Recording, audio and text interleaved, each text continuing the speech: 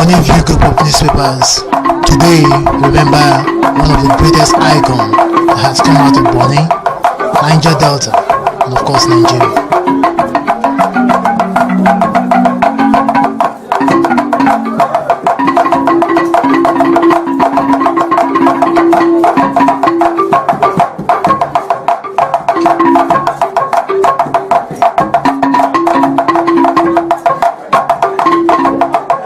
This is the story of the great man who pioneered it all.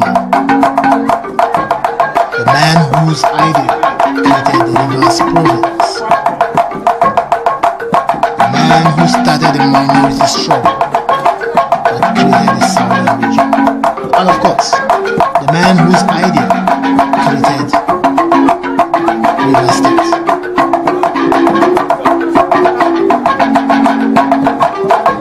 The lives of great men remind us all that we can also make our lives great by departing and leaving behind us good footprints on the sandbank of time. Though very unfortunate that the warrior hero is not given a befitting prominence. Instead, people who did not partake in nation building snatch the benefit. The late Chief Harold Dappa Biriye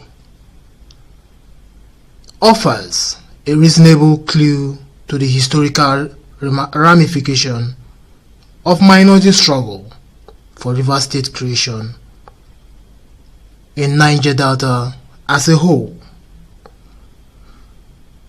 Chief Dappa Biriye was born on 26 September 1920 into the families of Mr. Roland T. E. Wilcox, MVO, and the late Mrs. Rebecca Wilcox, all of Peterside, Bonny. He attended the government school, Bonny, and the prestigious King's College, Lagos. While in school, he and his colleagues formed the National Council for Cameroon, the NCNC. Chief Dappa Biriye was not satisfied at all with the NCNC and the AG because of the tribal politics going on at that time, which did not protect the interests of his minority Ijaw people. He went into activism and fought until he got a province for Rivers people. In his words, he said, "We can't have a north, west, east, and no south." Officially, he resigned from the NCNC in 1955, and that same year, he formed the Niger Delta Congress, NDC, and started agitating for the creation of River State. His agitation led to the setting up of the Wheeling Commission. The Wheeling Commission, however, did not recommend state creation, which reflects the characters of the majority tribes we had that time in Nigeria, who were against the creation of states. As a matter of fact, Colonel Odumegwu Ojukwu outrightly warned that if states were created out of the eastern region, he would succeed out of Nigeria. It's the Republic of Biafra. The problem soon erupted between King Eugene Pepple and Chief Dappa Biriye. King Eugene had erroneously accepted plans to make Bonny part of the intended Biafra Republic. Chief Dappa Biriye vehemently kicked against this. Working with his northern friends of the NPC, which at that time was in alliance with the NDC. Their makeup and so on, there's little things that made them feel they were still humans. Chief Dappa Biriye made sure the plans to make Bonny and some Niger Delta territories part of the purported Biafra Republic was frustrated. And we kept it for 3 years. Even now, I still feel very proud. General Gowon, Oh yes. who was a bosom friend of his, accepted the idea of a state creation, and River State was thus created in May 27th, 1967, among other 11 states. Ojukwu's earlier threat of seceding from Nigeria if River State was created showed how obvious Igbos never wanted to relinquish dominance of the minority Ijaws of the south. Colonel Ojukwu made bold his threat to succeed if any state, especially within the eastern region, was created. And thus, in May 30th, 1967, he actually succeeded from Nigeria, launching the Biafra Republic. In a response, a protracted war erupted between the federal forces and forces loyal to the Biafra Republic.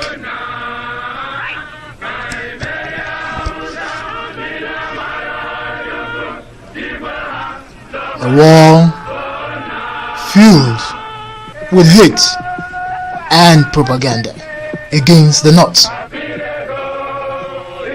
In all this, Dappa Biriye stood with Gowon and his northern friends.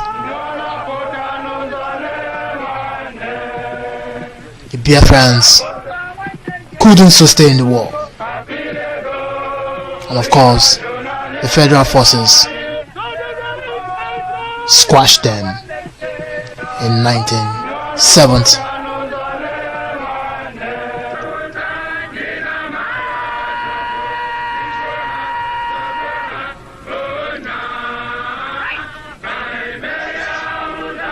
Creating the beginning of a new and united Nigeria.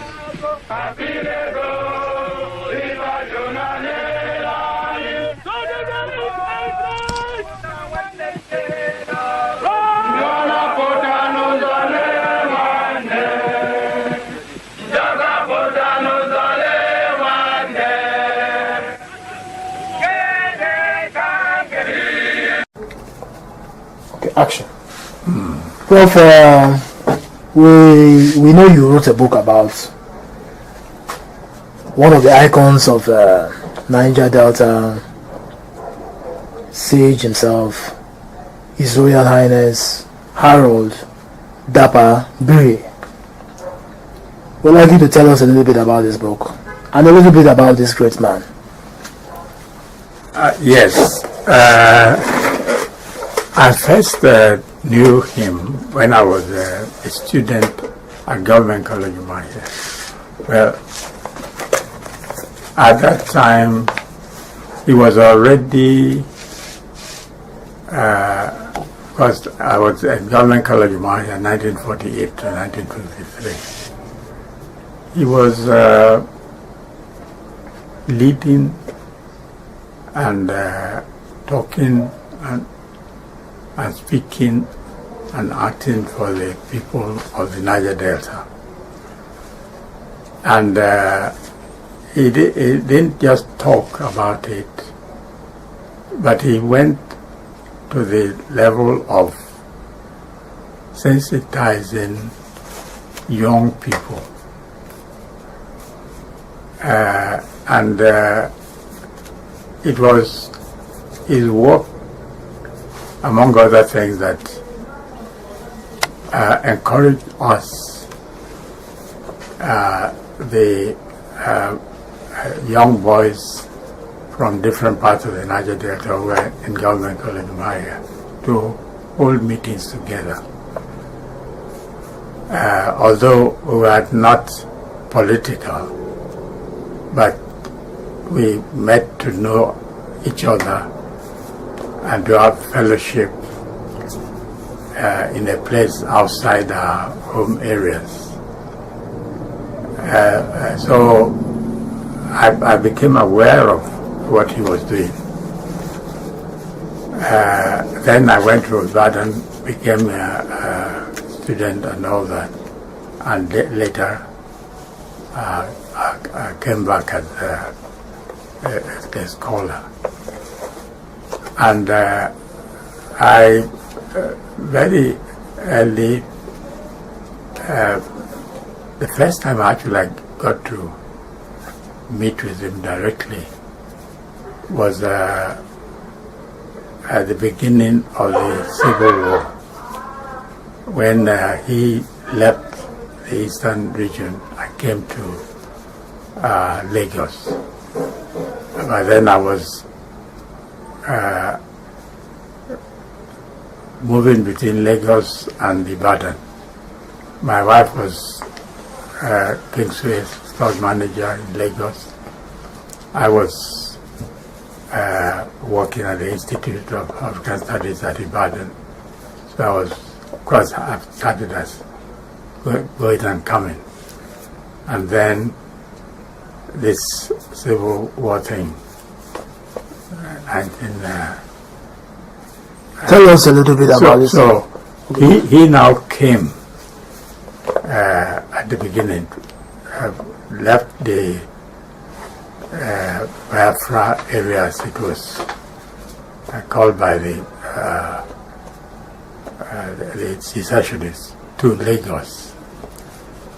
And there we really began to meet in the office of the new governor of military governor of River State, JSP. And it was very exciting meeting with him, and we get to see him work. And as a historian, of course, I was aware of all the other things he had done, how he had formed the first political party and got somebody elected to the federal executive, Belford Okilo, who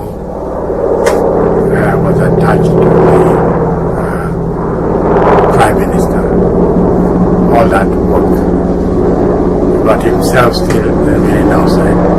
But that Civil War thing brought him back into the limelight. And when he came to Lagos, he sort of galvanized everybody, things together.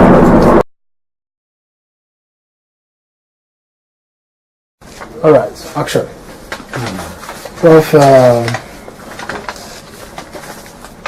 thank you very much for your time. Past 30 minutes you've been talking to us about yourself, your career, and some of your books too.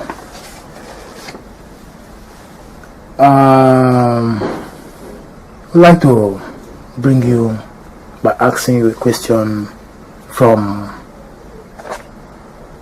one of your books, Dappa Biriye, on dialectics of state creation, and Dappa Biriye. I'd like you to throw a little bit of light on what you mean by that. Dappa Biriye and the dialectics of state creation. Tell us. Dappa Biriye, because of his stand for the people of the Niger Delta, became a leader of the movement for creation of states in Nigeria. His work in the Niger Delta, especially when he tied it up to the huge northern bloc, became very powerful. And then, of course, he joined with Taka of the Middle Belt, who was the leader of the people of the central area of Nigeria, who were part of the north, but not really going along with the northern oligarchy. So, when the two of them joined, it became a national a movement. So the ideas that he brought in and how he placed the Niger Delta in any political setting as Nigeria moved from one period to the other. That is the essence of that chapter of the... Thank you very much. Because I've already told you the way he placed the Niger Delta question, so that it had relevance to the local people, relevance to the Nigerian situation, and relevance to the colonial authorities.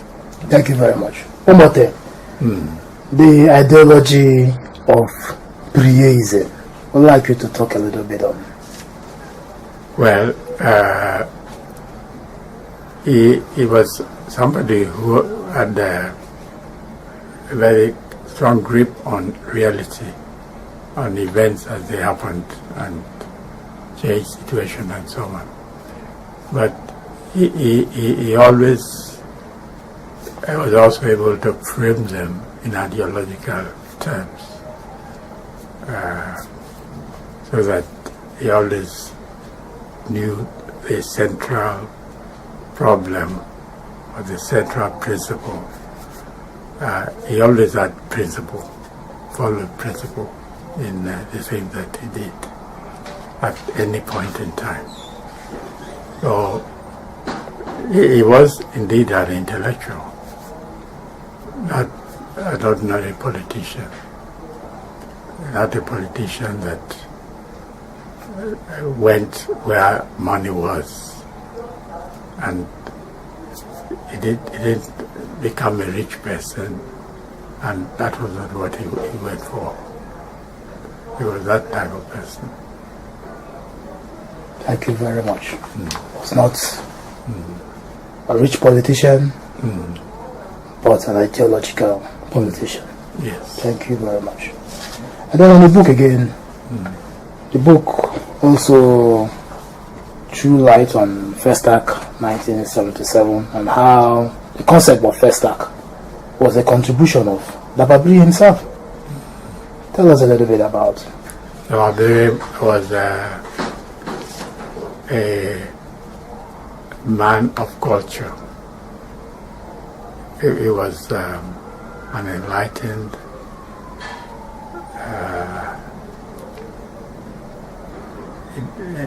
person. He was properly brought up and attached to his cultural roots, and was known for that. And of course, the appointments that he received from the Nigerian federal government in his life were mostly the cultural area, and clearly he was he took part of the Festac programs, and people generated ideas for it. Thank you very, very much.